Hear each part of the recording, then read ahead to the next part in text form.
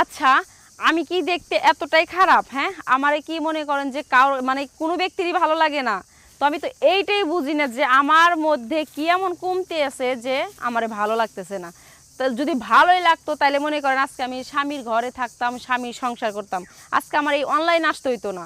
তো অনলাইনে আমি আসছি, কিন্তু মনে করেন আমার ভিতরে অনেক জ্বালা যন্ত্রণা নিয়ে আজকে আমি অনলাইনে আসছি। আমার বিয়ে হচ্ছে না, আমার এখন বিয়ের দরকার, আমার স্বামীর দরকার। এই কথাটা যে আমি কাউকে বুঝাই মানে মানে কেউই বুঝাইতে পারতেছি না। নিজের মায়েরে বলতে পারি না লজ্জায়, বাবারে বলতে পারি না লজ্জায়, সে বাবা। তো আর আমার তো মনে করেন যে ওইরকম ভাই বোন নাই যে আমি তাদের সাথে কথাটা শেয়ার করব। তো তাদেরকে মনে করেন যে ফালাইয়া দিয়ে আজকে আমি অনলাইনে আসছি আপনাদের কাছে। যদি কোনো ভাইয়ের আমাকে ভালো লেগে থাকে, আমারে বিয়ে করবেন। আমি মনে করেন যে মোটামুটি সব কাজ কামই আমার জানা আছে, আমি সবই পারি, আমার নিয়ে সুন্দরভাবে সংসার করতে পারবেন, সমস্যা নেই। যদি কোনো ভাইয়ের আমাকে ভালো লেগে থাকে তাহলে এখনই আমার সাথে যোগাযোগ করুন। আর আমার সাথে যোগাযোগ করতে হলে এই ভিডিও শেয়ার অপশনে যাবেন, ওইখানেই আমার নাম্বার দেওয়া থাকবে। আর ওই নাম্বারেই ফোন দিলে আপনারা কিন্তু আমারই পাবেন। নাম কি আপনার? আমার নাম হচ্ছে ঈশা। ঈশা? জি।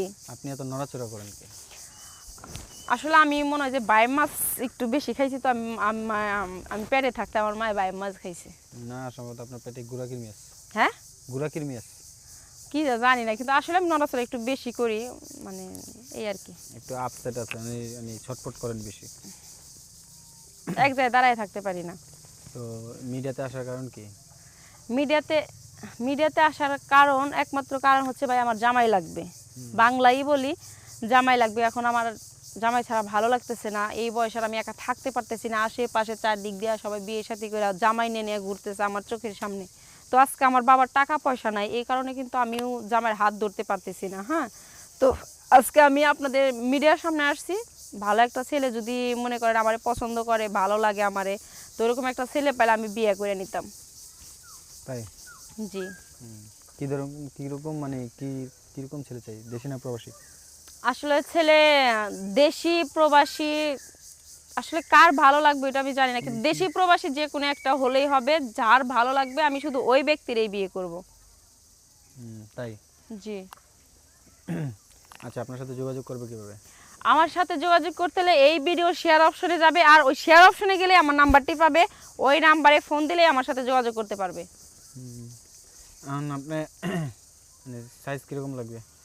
সাইজ মানে উচ্চতা আপনার কত ফুট? আর আপনার সাথে উচ্চতা আমি হচ্ছে 5 ফিট 2।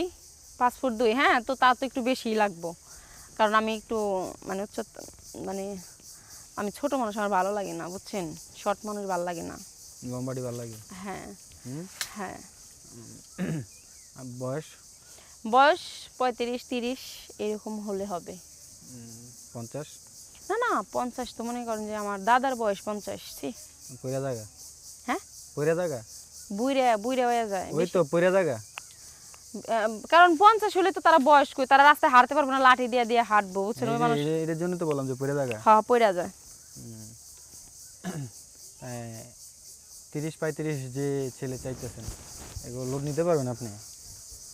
এনে লোডের কি আছে, কারণ ওরা অনেক ভালো, মানে ওই বয়সের মানুষ। ভালো, আমি তো খারাপ কিছু বলি না, আমি তো বলছি যে লোড বলতে মানে সংসারের দায়িত্ব এগুলো নিতে পারবেন? হ্যাঁ, আমি নিতে পারবো। আর আমার সংসারের দায়িত্ব নেওয়ার মতো আমার হয়েছে, বয়স আমার হয়েছে। হ্যাঁ, বুঝছেন, সমস্যা নেই, আমি নিতে পারবো।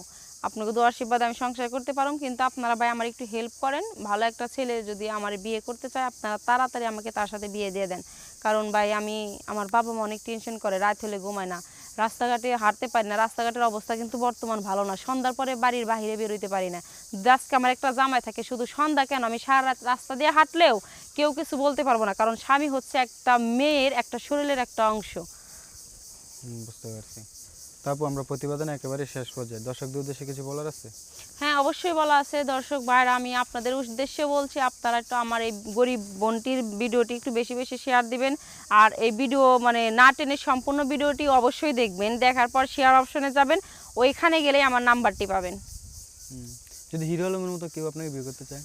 ভাইয়া, হিরো আলমরে কিন্তু আমি কোনো মানুষ অনেকেই ছোট কথা বলে, হিরো আলমকে ছোট মনে দেখে, কিন্তু আমি দেখি না হিরো আলমের জায়গা। হ্যাঁ, সবাই অনেক দূরে থেকে বলতেছে, কিন্তু হিরো আলমের জায়গায় যাইতে গেলে অনেকে মানুষের আছে দাঁত ভেঙে যাইব। তো এটাও আমার কপাল। হিরো আলম ভাইয়ের মতো যদি ছেলে বা এরকম একটা ছেলে আমার পছন্দ করে, ওটা কিন্তু আমার ভাগ্য, কপাল। ওরকম একটা ছেলে পেলে আমি আলহামদুলিল্লাহ বলে আমি তাকে বিয়ে করে নেব।